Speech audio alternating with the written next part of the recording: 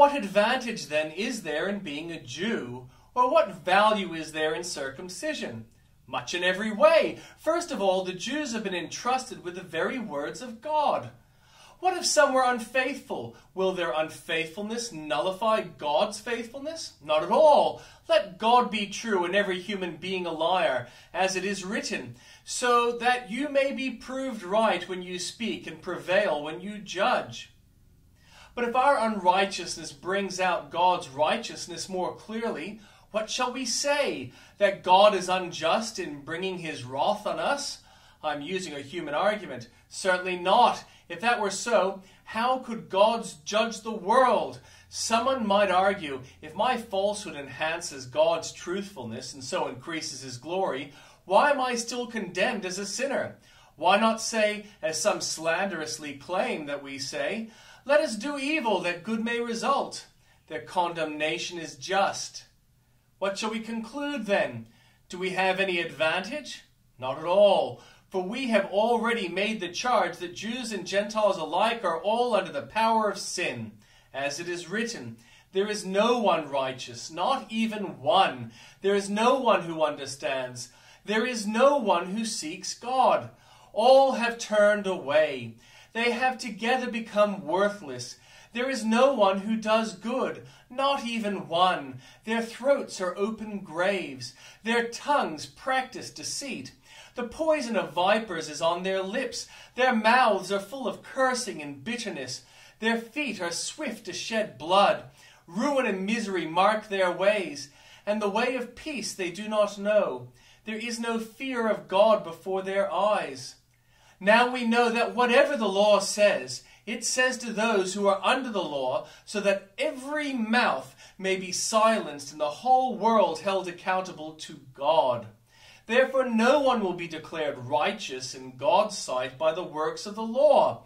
Rather, through the law, we become conscious of our sin. But now, apart from the law, the righteousness of God has been made known, to which the law and the prophets testify. This righteousness is given through faith in Jesus Christ to all who believe. There is no difference between Jew and Gentile, for all have sinned and fall short of the glory of God, and all are justified freely by his grace through the redemption that came by Christ Jesus.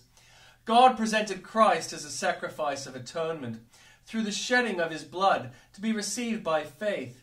He did this to demonstrate his righteousness, because in his forbearance he left the sins committed beforehand unpunished.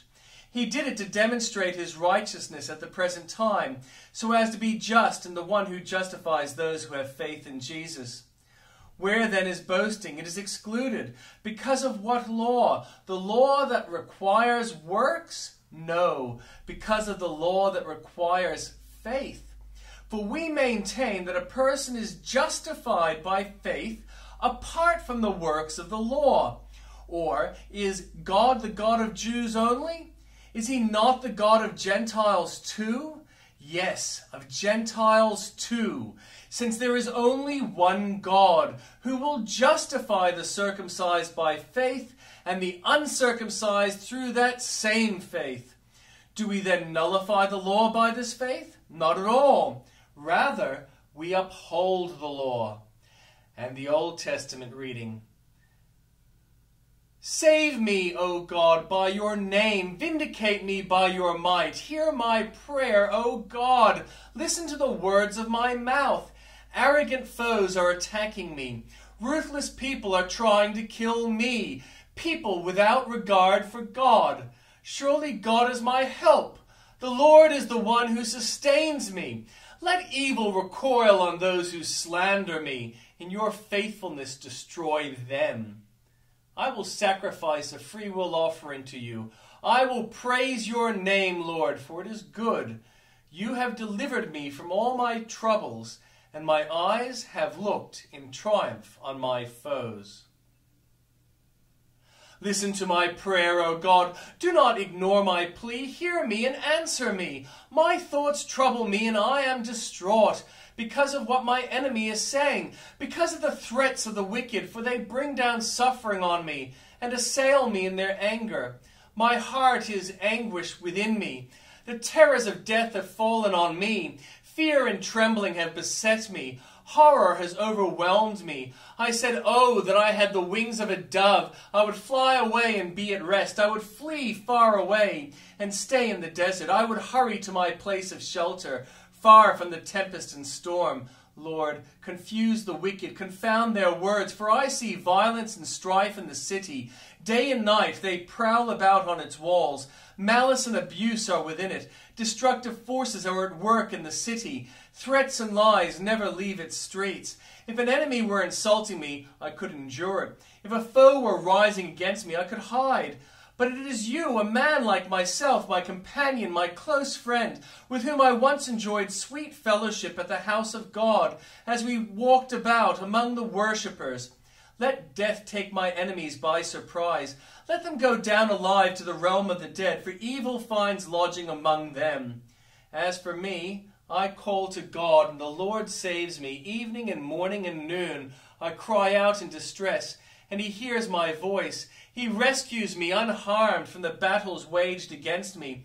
Even though many oppose me, God, who is enthroned from of old, who does not change, he will hear them and humble them, because they have no fear of God. My companion attacks his friends. He violates his covenant. His talk is smooth as butter, yet war is in his heart. His words are more soothing than oil, yet they are drawn swords. Cast your cares on the Lord, and he will sustain you. He will never let the righteous be shaken. But you, God, will bring down the wicked into the pit of decay. The bloodthirsty and deceitful will not live out half their days. But as for me, I trust in you. Be merciful to me, my God, for my enemies are in hot pursuit. All day long they press their attack. My adversaries pursue me all day long. In their pride many are attacking me. When I am afraid, I put my trust in you, in God, whose words I praise. In God I trust and am not afraid. What can mere mortals do to me? All day long they twist my words. All their schemes are for my ruin. They conspire, they lurk, they watch my steps, hoping to take my life.